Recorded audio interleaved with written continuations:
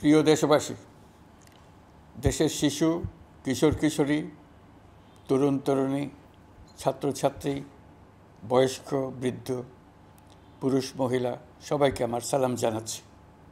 আসসালামু আলাইকুম। বক্তব্যের শুরুতে আমি গভীর শ্রদ্ধা জানাচ্ছি জুলাই আগস্ট মাসে ফ্যাসিবাদের বিরুদ্ধে ছাত্র শ্রমিক জনতার অভ্যুত্থানে নিহত সকল শহীদের প্রতি। আমি আরও স্মরণ করছি তাদের যারা ফ্যাসিবাদী শক্তির প্রাণঘাতী অস্ত্রের সামনে হিমালয়ের মতো দাঁড়িয়ে অন্যায়ের প্রতিবাদ করে মৃত্যুকে আলিঙ্গন করেছে, আহত হয়েছে, পঙ্গুত্ব বরণ করেছে, হারিয়েছে তাদের চোখের দৃষ্টি। সেই সব বীরদের স্মরণ করছি যারা মিথ্যাচার, লুটপাট, স্বৈরতন্ত্রের বিরুদ্ধে এক দফা দাবি নিয়ে দাঁড়িয়েছিল।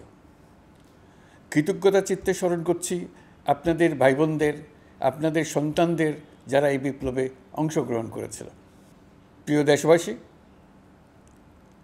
আমি আগেও জানিয়েছি, আবারও জানাচ্ছি, গণ অভ্যুত্থানে সকল শহীদের পরিবারকে পুনর্বাসন করা হবে।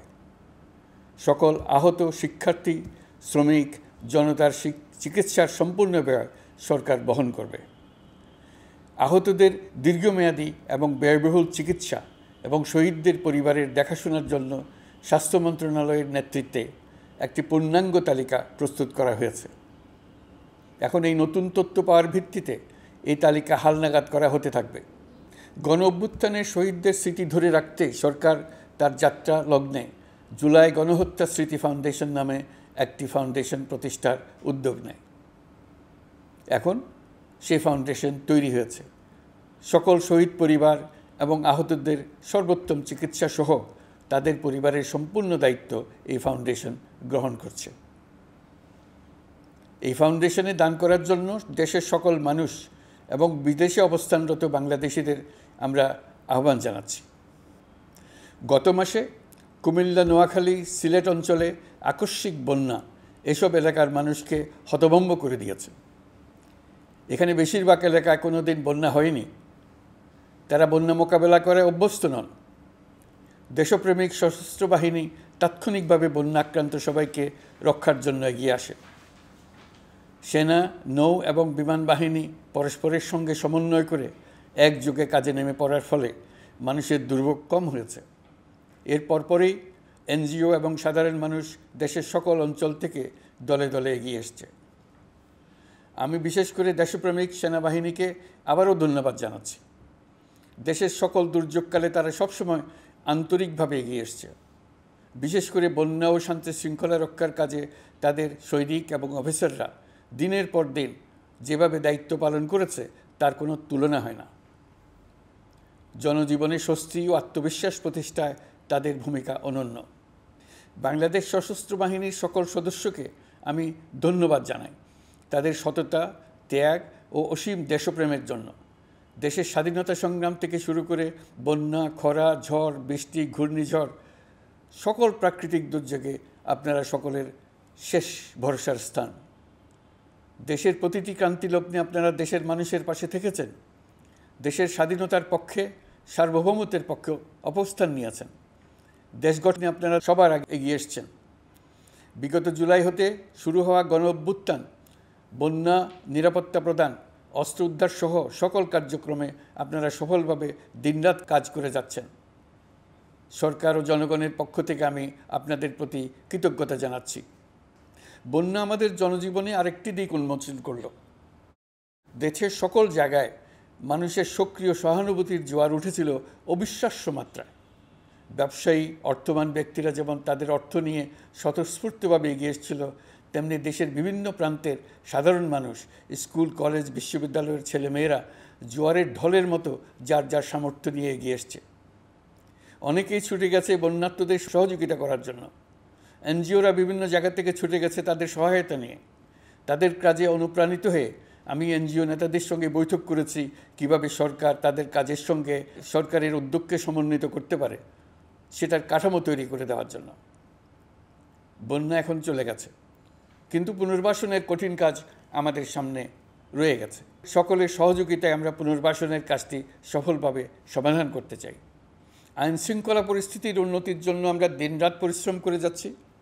যে সমস্ত ভাই বোনেরা তাদের গত 16 বছরের বেদনা জানিয়ে তার প্রতিকার পাওয়ার জন্য আমার অফিস এবং সচিবালয়ের অফিসসমূহের সামনে প্রতিদিন ঘেরাও কর্মসূচি দিয়ে আমাদের কাজকর্ম ব্যাহত করছিলেন, তারা আমার আহ্বানে সাড়া দিয়ে ঘেরাও কর্মসূচির থেকে বিরত হয়েছেন বটে, তবে অন্যত্র আবার তারা তাদের কর্মসূচি দিয়ে যাতায়াতে ব্যাঘাত সৃষ্টি করছেন। আমি কথা দিচ্ছি, আপনাদের ন্যায্য আবেদনের কথা আমরা ভুলে যাব না। আমরা সকল অন্যায়ের প্রতিকারের জন্য প্রতিশ্রুতিবদ্ধ। আমরা আমাদের দায়িত্বকালে যথাসম্ভব সব সমস্যার সমাধানের চেষ্টা করব। আমি আবারও অনুরোধ করছি, আপনারা যাতায়াতে ব্যাঘাত সৃষ্টি থেকে বিরত থাকুন। জাতি আপনাদের প্রতি কৃতজ্ঞ থাকবে। তৈরি পোশাক, ওষুধ শিল্প, এসব এলাকায় শ্রমিক ভাই বোনেরা তাদের অভিযোগ জানানোর জন্য ক্রমাগতভাবে এই শিল্পের কার্যক্রম পরিচালনা বন্ধ রাখতে বাধ্য করছেন। এটা আমাদের অর্থনীতিতে যে নেতিবাচক প্রভাব ফেলবে সেটা মোটেই কাম্য নয়। এমনিতেই ছাত্র শ্রমিক জনতার বিপ্লবের পর যে অর্থনীতি আমরা পেয়েছি সেটা নিয়মনীতিবিহীন দ্রুত ক্ষীয়মান একটা অর্থনীতি। প্রাতিষ্ঠানিক কাঠামো প্রায় ধ্বংসপ্রাপ্ত। বৈদেশিক মুদ্রার রিজার্ভ তলানিতে গিয়ে ঠেকেছে। আমরা এই অর্থনীতিতে প্রাণ সঞ্চারের চেষ্টা করছি, আমাদের উদ্যোগে সাড়াও পাচ্ছি। ঠিক এই সময়ে আমাদের শিল্প কারখানাগুলো বন্ধ হয়ে যাক, অকার্যকর হয়ে যাক, এটা আমাদের অর্থনীতিতে বিরাট আঘাত পড়বে। সেটা কিছুতেই আমাদের কাম্য হতে পারে না। শ্রমিক ভাই বোনদের অনেক দুঃখ আছে, কিন্তু সেই দুঃখ প্রকাশ করতে গিয়ে আপনাদের মূল জীবিকা বন্ধ হওয়ার উপক্রম হলে সেটা ঠিক হবে না। দেশের অর্থনীতি ধ্বংসপ্রাপ্ত হলে সেটা ঠিক হবে না। শ্রমিক মালিক উভয়ের পক্ষে আলোচনা করে এসব সমস্যার সমাধান আমরা অবশ্যই বের করব। আপনারা কারখানা খোলা রাখুন, অর্থনীতির চাকা সচল রাখুন, দেশের অর্থনীতিকে সোজা হয়ে দাঁড়াতে দিন। আমরা আপনাদের সমস্যার স্থায়ী সমাধান বের করার জন্য সর্বশক্তি প্রয়োগ করব। মালিক পক্ষের কাছে আমাদের আবেদন, আপনারা শ্রমিকদের সঙ্গে বোঝাপড়া করুন, কারখানা সচল রাখুন, অর্থনীতির দুর্বল স্বাস্থ্যকে সবল করে তুলুন। ওষুধ শিল্প এবং তৈরি পোশাক শিল্প দেশের গৌরব। এর মাধ্যমে আমাদের শ্রমিক ভাই বোনেরা তাদের কর্মকুশলতা বিশ্বকে মুগ্ধ করেছে। এর সাফল্য এখন থমকে আছে। আমরা এই দুই শিল্পকে তাদের সম্ভাব্য শীর্ষে নিয়ে যেতে চাই। দুর্বল করার তো প্রশ্নই ওঠে না। এই দুই শিল্পের কোথায় কোথায় বাধা আছে, সমস্যা আছে, সেগুলো চিহ্নিত করে তাকে বাধামুক্ত করতে চাই। আমরা বিদেশি ক্রেতাদের একত্রিত করে তাদের সহযোগিতা চাইব, যেন বাংলাদেশের এই শিল্প দুটি বিশ্বের অন্যান্য দেশের চাইতে বেশি আস্থাযোগ্য হয়ে গড়ে উঠতে পারে। সব কিছুই সম্ভব যদি আমরা শ্রমিক মালিক সম্পর্কটা একটা নির্ভরযোগ্য, আনন্দদায়ক করে গড়ে তুলতে পারি। আমাদের সরকারের প্রথম মাস কাটল, দ্বিতীয় মাস থেকে আমরা নতুন বাংলাদেশ গড়ার ভিত্তি হিসেবে নতুন শ্রমিক মালিক সম্পর্কের সূচনা করতে চাই। এটা দেশের সবার কাম্য। দেশের নতুন প্রজন্ম নির্ভয়ে যেন তাদের ভবিষ্যৎ নিয়ে এগিয়ে যেতে পারে, আমরা সেই লক্ষ্যে কাজ করছি। আমাদের দায়িত্ব অনেক। ন্যায়ভিত্তিক একটা সমাজ গড়ে তোলার জন্য একসাথে অনেকগুলো কাজ আমাদের হাত দিতে হবে। 1 জুলাই থেকে 5 আগস্ট পর্যন্ত ছাত্র জনতার গণ আন্দোলনকে দমন করতে যেসব ফৌজদারি মামলা দায়ের করা হয়েছিল, এর মধ্যে হত্যা মামলা ছাড়া বাকি প্রায় সকল মামলা প্রত্যাহার করা হয়েছে। এসব মামলায় গ্রেফতারকৃত সকলে মুক্তি পেয়েছে। দায়িত্ব গ্রহণের শুরুতেই অন্তর্বর্তীকালীন সরকার বিচার বিভাগের বড় সংস্কারের কাজে হাত দিয়েছে। যোগ্যতম ব্যক্তিকে প্রধান বিচারপতি নিয়োগ দেওয়াতে মানুষের মনে নতুন আশার সঞ্চার হয়েছে। আপিল বিভাগের বিচারপতি নিয়োগ, অ্যাটর্নি জেনারেল নিয়োগ এবং অন্যান্য নিয়োগগুলি অতি গুরুত্বপূর্ণ নিয়োগ, যেগুলো সবকটাই সম্পন্ন হয়েছে। সন্ত্রাস দমন আইন ও ডিজিটাল সাইবার নিরাপত্তা আইনে দায়েরকৃত মিথ্যা হয়রানিমূলক মামলাগুলো প্রত্যাহার করা হচ্ছে। সাইবার নিরাপত্তা আইন সহ বাংলাদেশে বিদ্যমান সকল কালো আইনের তালিকা করা হয়েছে। অতি সত্বর এই সকল কালো আইন বাতিল ও প্রযোজ্য ক্ষেত্রে সংশোধন করা হবে। সাংবাদিক সাগর রনি হত্যাকাণ্ড সহ বহুল আলোচিত 5টি হত্যাকাণ্ডের তদন্ত ও বিচার অগ্রাধিকার ভিত্তিতে ও দ্রুততম সময়ে নিষ্পত্তির জন্য সহায়তা প্রদান করা হচ্ছে। সম্প্রতি আমরা বলপূর্বক গুম থেকে সকল ব্যক্তির সুরক্ষার জন্য আন্তর্জাতিক কনভেনশনের সনদে স্বাক্ষর করেছি। ফলে স্বৈরাচার দ্বারা প্রতিষ্ঠিত গুম সংস্কৃতির সমাপ্তি ঘটানোর জন্য আন্তর্জাতিকভাবে আমরা প্রতিজ্ঞাবদ্ধ হলাম। এছাড়া আমরা ফ্যাসিবাদ শাসনের 15 বছরে গুমের প্রতিটি ঘটনা তদন্ত করার জন্য পৃথক একটা কমিশন গঠন করছি। যেসব পরিবার তাদের নিখোঁজ পিতা, স্বামী, পুত্র এবং ভাইদের পাওয়ার জন্য বছরের পর বছর যন্ত্রণার সাথে অপেক্ষা করছেন, আমরা আপনাদের বেদনায় সমব্যথী। আয়নাঘরগুলো বন্ধ করে দেওয়া হয়েছে এবং সেই সাথে বের হয়ে আসছে ফ্যাসিস্ট হাসিনা সরকারের গুমের শিকার ভাই বোনদের কষ্ট ও যন্ত্রণা গাথা।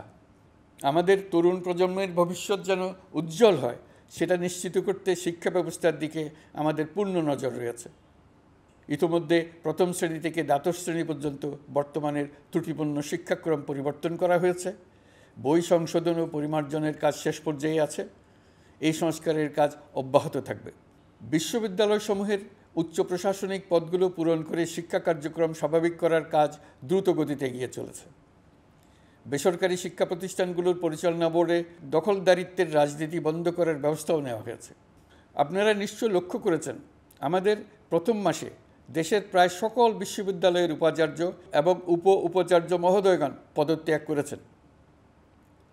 উচ্চশিক্ষার ক্ষেত্রে এটা বিরাট শূন্যতার সৃষ্টি করেছে। প্রথম মাসে আমরা ক্রমাগতভাবে প্রতিটি বিশ্ববিদ্যালয়ে সবার কাছে গ্রহণযোগ্য এমন উপাচার্য এবং উপাচার্য নিয়োগ দেওয়ার কাজ শুরু করেছে। এর ফলে সকল সরকারি এবং বেসরকারি বিশ্ববিদ্যালয়গুলোতে নতুন উদ্যমে কাজ শুরু করার পরিবেশ সৃষ্টি হয়েছে। সংবাদ মাধ্যম ও মত প্রকাশের পূর্ণ স্বাধীনতা ইতিমধ্যে নিশ্চিত করা হয়েছে। আমরা সবাইকে বলে দিয়েছি, আপনারা মন খুলে আমাদের সমালোচনা করুন, আমরা সবার মতামতের প্রতি শ্রদ্ধাশীল। মিডিয়া যাতে কোনো রকম বাধা বিপত্তি ছাড়া নির্বিঘ্নে তাদের কাজ করতে পারে, সেজন্য একটা মিডিয়া কমিশন গঠন করা সরকারের সক্রিয় বিবেচনাধীন। আরও যেসব কমিশন সরকার সহ অন্য সবাইকে জবাবদিহিতার আওতায় আনতে পারে, আমরা তাদের পুনর্গঠন ও সংস্কারের উদ্যোগ নিয়েছি, যাতে তারা আরও শক্তিশালী হয়, জনকল্যাণে কাজ করে। দায়িত্ব গ্রহণের পর বিভিন্ন দেশের সরকার প্রধান টেলিফোনে এবং শুভেচ্ছা বার্তা পাঠিয়ে আমাকে অভিনন্দন জানিয়েছেন। বিভিন্ন দেশের রাষ্ট্রদূত এবং হাই কমিশনারবৃন্দ আমার সাথে সাক্ষাৎ করে দ্বিপাক্ষিক সহযোগিতা বৃদ্ধির আশ্বাস দিয়েছেন। আমার অনুরোধে সংযুক্ত আরব আমিরাতের 57 জন বাংলাদেশি যারা ফ্যাসিবাদ বিরোধী বিক্ষোভে অংশগ্রহণ করা বিভিন্ন মেয়াদে কারাদণ্ডে দণ্ডিত হয়েছিলেন, তাদের সাধারণ ক্ষমা ঘোষণা করেছেন সে দেশের সরকার। ইতিমধ্যে তাদের কয়েকজন দেশে ফিরে এসেছেন। এই ক্ষমা প্রদর্শন ছিল অতি বিরল একটি ঘটনা। এই জন্য আমি সংযুক্ত আরব আমিরাতের রাষ্ট্রপতি শেখ মোহাম্মদ বিন জায়েদ আল নাহিয়ানকে ধন্যবাদ ও কৃতজ্ঞতা জানিয়েছি আপনাদের সবার পক্ষ থেকে। যে সমস্ত সরকার প্রধানের সঙ্গে আমার টেলিফোনে যোগাযোগ হয়েছে, তাদের মধ্যে রয়েছেন ভারতের প্রধানমন্ত্রী নরেন্দ্র মোদী, পাকিস্তানের প্রধানমন্ত্রী শাহবাজ শরীফ। আমরা ভারত এবং অন্যান্য প্রতিবেশী রাষ্ট্রসমূহের সঙ্গে সুসম্পর্ক চাই, তবে সেই সম্পর্ক হতে হবে ন্যায্যতা এবং সমতার ভিত্তিতে। ভারতের সাথে আমরা ইতিমধ্যে বন্যা মোকাবেলায় উচ্চ পর্যায়ে দ্বিপাক্ষিক সহযোগিতার আলোচনা শুরু করেছি। দক্ষিণ এশিয়ায় আঞ্চলিক সহযোগিতা বৃদ্ধির লক্ষ্যে আমি সার্ক রাষ্ট্রগোষ্ঠী পুনর্জীবিত করার উদ্যোগ নিয়েছি। আমরা চাই আমাদের দেশ যেন একটি গণতান্ত্রিক দেশ হিসেবে বিশ্বের কাছে সম্মানের সাথে পরিচিত হয়। দেশের পরিকল্পনা যেন দেশের মানুষকেন্দ্রিক হয়, কোনো নেতা বা দলকেন্দ্রিক না হয়। আমরা স্বৈরাচারী হাসিনা সরকারের অহেতুক কোটি কোটি টাকা ব্যয়ের প্রকল্প বাস্তবায়িত হতে দেখেছি, যেগুলো কখনোই দেশের মানুষের জন্য ছিল না, বরং এর সাথে জড়িত ছিল কুৎসিত আমিত্ব এবং বিশাল আকারের চুরি। চলমান এবং প্রস্তাবিত সকল উন্নয়ন প্রকল্পগুলোর যাচাই বাছাই করার কাজ ইতিমধ্যে আমরা শুরু করেছি। প্রকল্প বাস্তবায়নের পর্যায় বিবেচনা করে বাকি কাজে ব্যয়ের সাশ্রয় এমনকি প্রয়োজন মতে তা বাতিল করার কথা বিবেচনা করা হবে। দেশের মানুষকে আর ফাঁকি দেওয়া চলবে না। কর্মসংস্থান তৈরি করবে এমন প্রকল্পগুলোকে আমরা অগ্রাধিকার দেব। লুটপাট ও পাচার হয়ে যাওয়া অর্থ ফিরিয়ে আনার উদ্যোগ আমরা নিয়েছি। আর্থিক খাতে শৃঙ্খলা ফিরিয়ে আনতে একটা ব্যাংকিং কমিশনও গঠন করার উদ্যোগ নেওয়া হয়েছে। বিভিন্ন ব্যাংকের পরিচালনা পরিষদ পুনর্গঠন করা হয়েছে। ব্যাংকিং খাতে এই এক মাসে বিরাট পরিবর্তন এসেছে, আপনারা নিশ্চয়ই সেটা লক্ষ্য করেছেন। আমরা এই খাতে নিয়মনীতি প্রতিষ্ঠা করতে পেরেছি।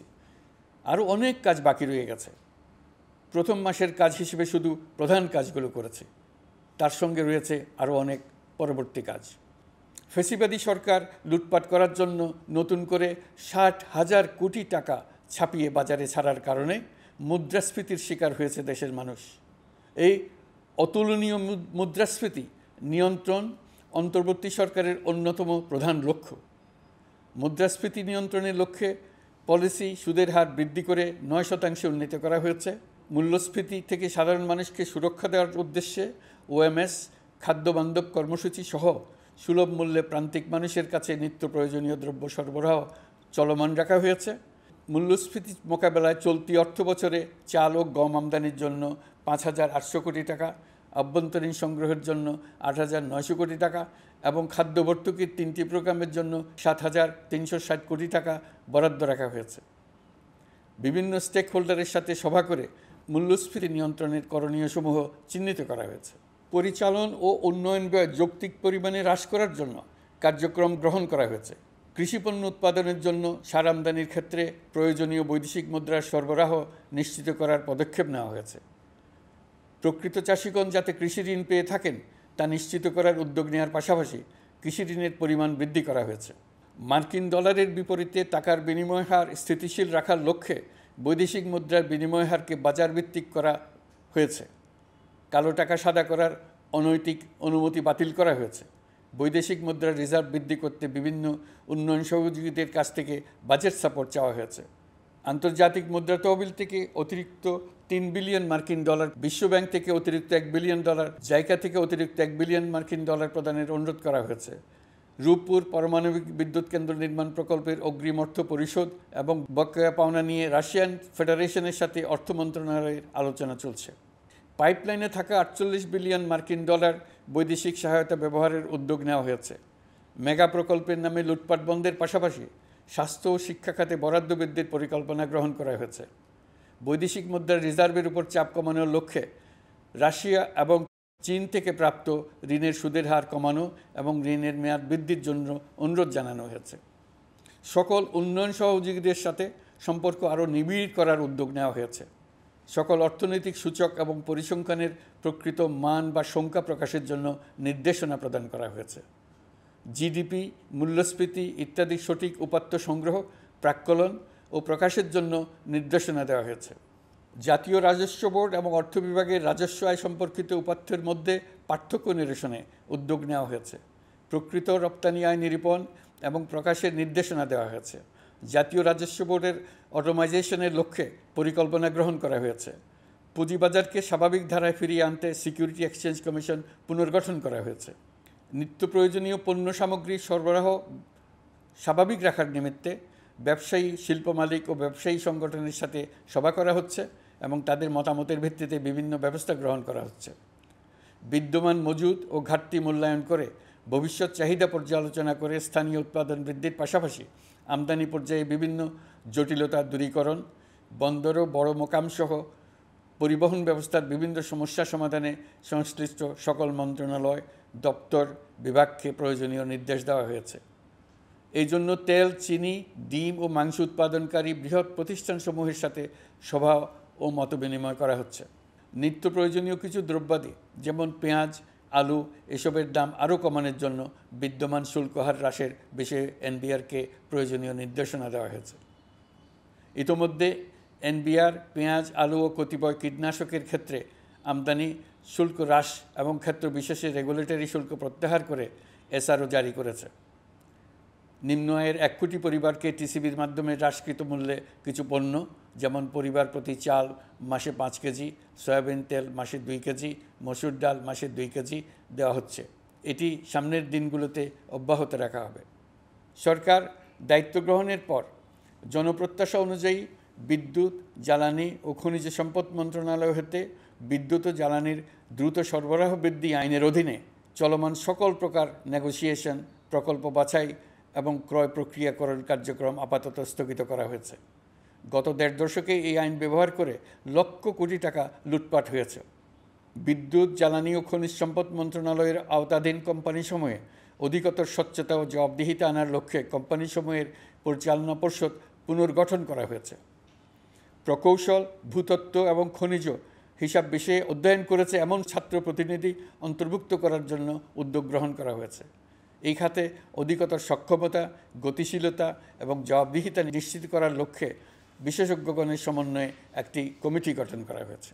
জ্বালানি তেলের মূল্য জনপ্রত্যাশা অনুযায়ী সহনশীল রাখতে অকটেন ও পেট্রোলের দাম 6 টাকা, ডিজেল ও কেরোসিনের দাম 1 টাকা 25 পয়সা কমানো হয়েছে।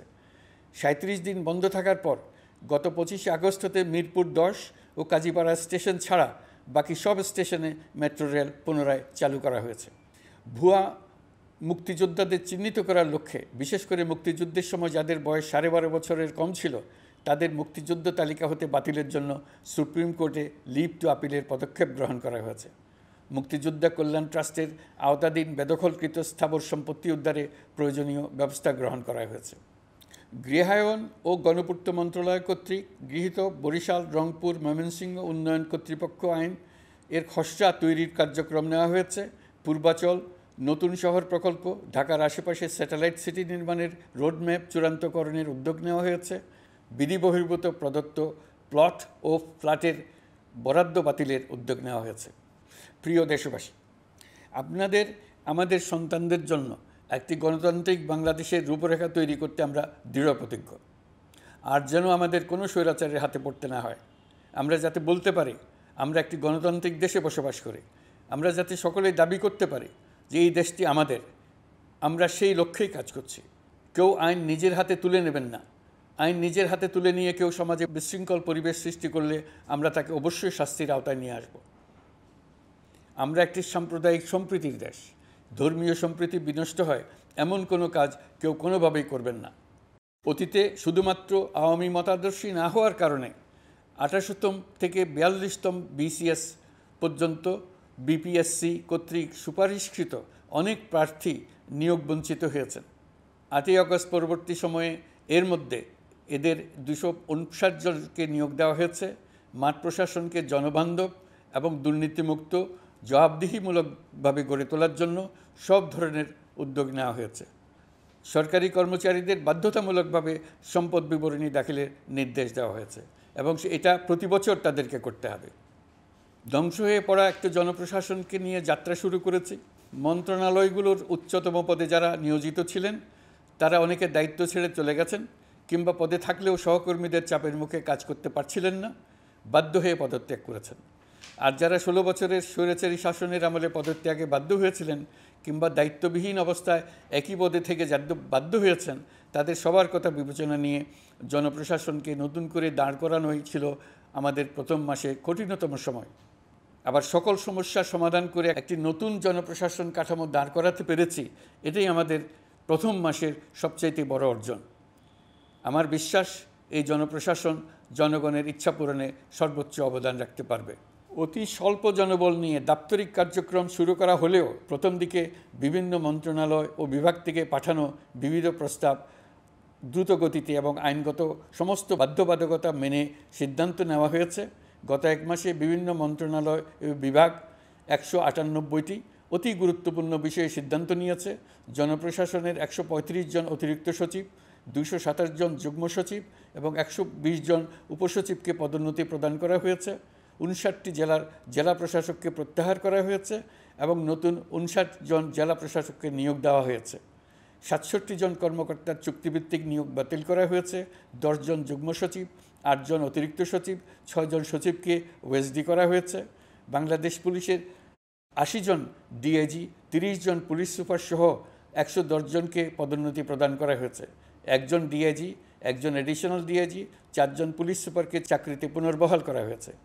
আইজিপি সহ 10 জন অতিরিক্ত আইজি, 88 জন ডিআইজি, 21 জন এডিশনাল ডিআইজি, 177 জন পুলিশ সুপার সহ মোট 297 জন কর্মকর্তাকে বদলি করা হয়েছে। ছাত্র শ্রমিক জনতার বিপ্লবের মূল লক্ষ্য ছিল গণভবন। এটা ছিল স্বৈরাচারের কেন্দ্রবিন্দু। এই সরকার বিপ্লবের প্রতি সম্মান দেখিয়ে গণভবনকে বিপ্লবের জাদুঘর হিসেবে ঘোষণা দিয়েছে। ছাত্র জনতার ক্ষোভকে স্থায়ীভাবে তুলে ধরার জন্য গণভবনের আর কোনো সংস্কার করা হবে না। ছাত্র জনতার ক্ষোভের মুখে তা যে অবস্থায় দাঁড়িয়েছিল সেই অবস্থায় তাকে রাখা হবে। যেসব মূল্যবান সামগ্রী জনতা নিয়ে গিয়েছিল সেগুলো অনেক ফেরত দিয়ে গেছেন। যারা নিয়ে গিয়েছেন তারা নিজেরাই ফেরত দিয়ে গেছেন। তাদের আমরা দেশবাসীর পক্ষ থেকে ধন্যবাদ জানাচ্ছি। আরও কিছু জিনিস পাওয়া যায়নি, যারা নিয়ে গেছেন তাদের কাছে আমাদের অনুরোধ থাকবে তারা যেন এইসব সামগ্রী ফেরত দিয়ে যান। আমরা উল্লেখ করব এইসব বিক্ষুব্ধ জনতা নিয়ে গিয়েছিল, কিন্তু বিজয়ের পর তারা আবার জাদুঘরে প্রতি সম্মান দেখিয়ে এগুলো ফেরত দিয়ে গিয়েছেন। আমরা নতুন বাংলাদেশকে একটা পরিবেশ বান্ধব এবং জীববৈচিত্র্যময় দেশ হিসেবে গড়ে তোলার উদ্যোগ নিয়েছি। এটি তরুণদের আকাঙ্ক্ষা, আমাদের সবারই আকাঙ্ক্ষা। সেই লক্ষ্যে আমি প্রথমেই একটি ক্ষুদ্র পদক্ষেপ নিয়েছি। আমার বাসভবন এবং সমগ্র সচিবালয়ে প্লাস্টিকের পানির বোতল ব্যবহার নিষিদ্ধ করেছে। ইতিমধ্যে সুপার শপগুলোতে পলিথিনের শপিং ব্যাগ ব্যবহার বন্ধ করার উদ্যোগ নেওয়া হয়েছে। গত কয়েক দশকে যে পরিমাণ নদী দূষণ হয়েছে, আমরা তা বন্ধ করার উদ্যোগ নিয়েছি। আমরা সংস্কার চাই। আমাদের একান্ত অনুরোধ, আমাদের উপর যে সংস্কারের গুরুদায়িত্ব দিয়েছেন, সেই দায়িত্ব দিয়ে আপনারা দর্শকের গ্যালারিতে চলে যাবেন না।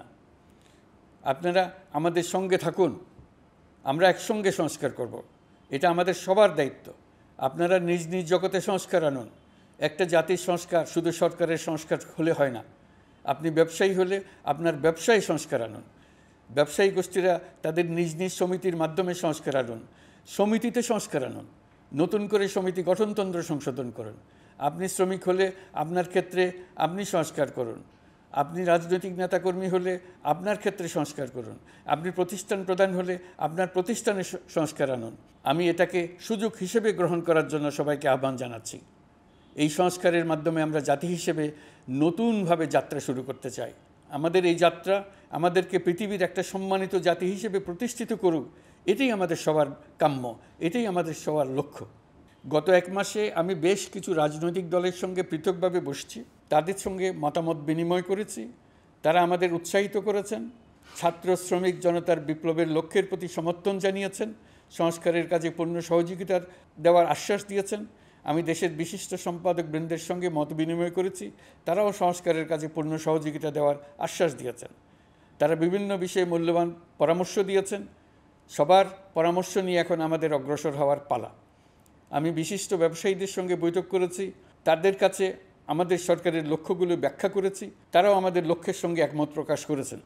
আপনারা জানেন, ছাত্র শ্রমিক জনতার ঐতিহাসিক জুলাই গণ অভ্যুত্থানের মুখে এবং হাজারো মানুষের আত্মদানের বিনিময়ে বাংলাদেশে ফ্যাসিস্ট সরকারের পতন হয়েছে।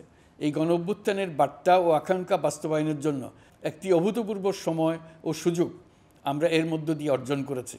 এর বাস্তবায়ন তথা বাংলাদেশের ফ্যাসিজম বা স্বৈরতান্ত্রিক শাসন পুনরাবৃত্তির আশঙ্কা রোধ এবং জনমালিকানা ভিত্তিক কল্যাণমুখী জনস্বার্থে নিবেদিত একটি রাষ্ট্র ব্যবস্থা প্রবর্তনের লক্ষ্যে কিছু জাতীয় ভিত্তিক সংস্কার সম্পন্ন করা জরুরি হয়ে পড়েছে।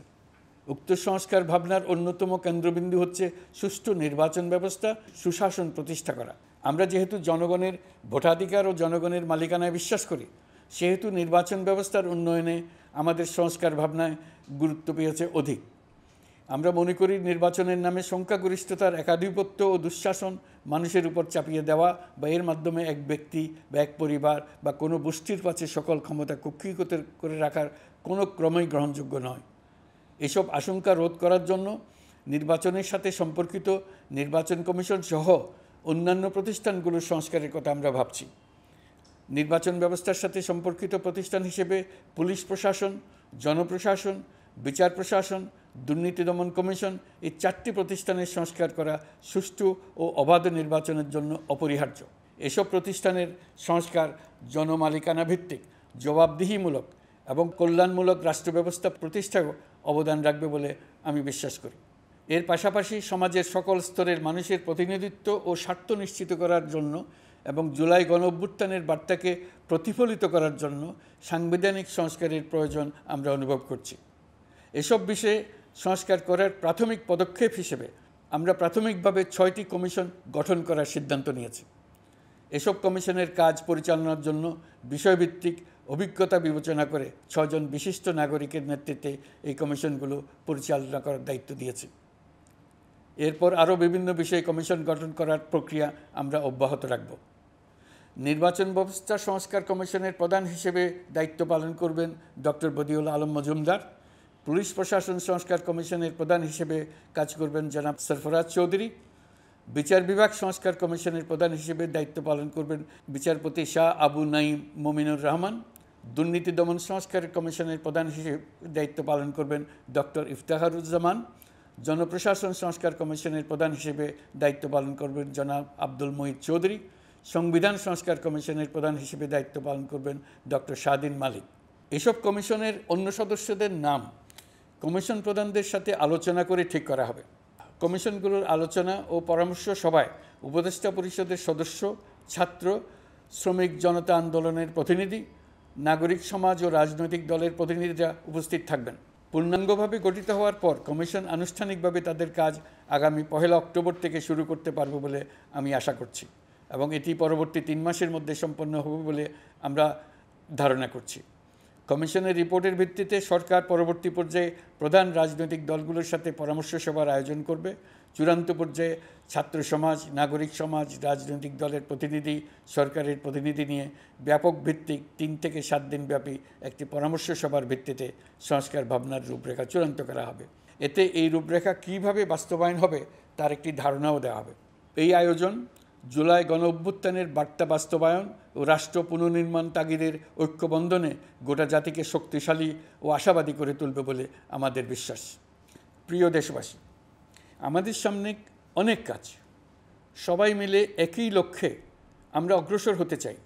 আমাদের মধ্যে, বিশেষ করে আমাদের নতুন প্রজন্মের মধ্যে যে সুপ্ত প্রতিভা লুকিয়ে আছে সেটা যেন বিনা বাধায় রাষ্ট্রের এবং সমাজের সহযোগিতায় প্রকাশ করতে পারি, সেই সুযোগের কাঠামো তৈরি করতে চাই। সকলে মিলে আমাদের পরিবারের প্রতিটি সদস্যকে, সে ঝাড়ুদার হোক, ছাত্র হোক, শিক্ষক হোক, যে কোনো ধর্মের হোক, সবার সমান অধিকার নিশ্চিত করতে চাই। এই হলো আমাদের সংস্কারের মূল লক্ষ্য। আসুন ছাত্র শ্রমিক জনতার এই বিপ্লবের লক্ষ্যকে আমরা দ্রুত বাস্তবায়ন করি। আমাদের প্রথম মাসে আমরা যেই গতিতে, যে উদ্যম নিয়ে কাজ এগিয়ে নিয়ে যাওয়ার কথা চিন্তা করেছিলাম সেটা হয়তো করতে পারিনি বাস্তব অবস্থার পরিপ্রেক্ষিতে। দেশের আইনশৃঙ্খলা পরিস্থিতি স্বাভাবিক রাখা গেলে আশা করি আমরা আমাদের গতি অনেক বাড়াতে পারব। এই জন্য দেশের সকল মানুষের কাছে, শিক্ষক, ছাত্রছাত্রী, কৃষক, শ্রমিক, পেশাজীবী, বড় ব্যবসায়ী, ক্ষুদ্র ব্যবসায়ী, দিনমজুর, গৃহিণী, সকলের সহযোগিতা চেয়েছি। আমাদের কাজ বড় কঠিন, কিন্তু জাতি হিসেবে এবার ব্যর্থ হওয়ার কোনো অবকাশ আমাদের নেই। আমাদেরকে সফল হতেই হবে। এই সাফল্য আপনাদের কারণেই আসবে, আপনার সহযোগিতার কারণেই আসবে। আমাদের কাজ হবে আপনার আমার স্বপ্নকে বাস্তবে রূপায়িত করা। এখন আমরা আমাদের 2য় মাস শুরু করছি। আমাদের 2য় মাসে যেন আপনাদের মনে দৃঢ় আস্থা সৃষ্টি করতে পারি, সেই চেষ্টা করে যাব। ধৈর্য ধরুন, এই কথাটি আমি মোটেই আপনাদের বলবো না। আমরা সবাই অধৈর্য হয়ে পড়েছি। এত সব কাজ কখন যে শেষ হবে এটা চিন্তা করে আমরা অধৈর্য হব, কেন হব না? কিন্তু সঠিকভাবে কাজ করব, কাজে কোনো অধৈর্যের চিহ্ন রাখব না। প্রিয় দেশবাসী, দেশের শিশু, কিশোর কিশোরী, তরুণ তরুণী, ছাত্রছাত্রী, বয়স্ক, বৃদ্ধ, পুরুষ, মহিলা, সবাইকে আবারও আমার সালাম জানাচ্ছি। আসসালামু আলাইকুম। আপনাদের সবাইকে ধন্যবাদ জানাচ্ছি। মহান আল্লাহ আমাদের সকলের সহায় হন।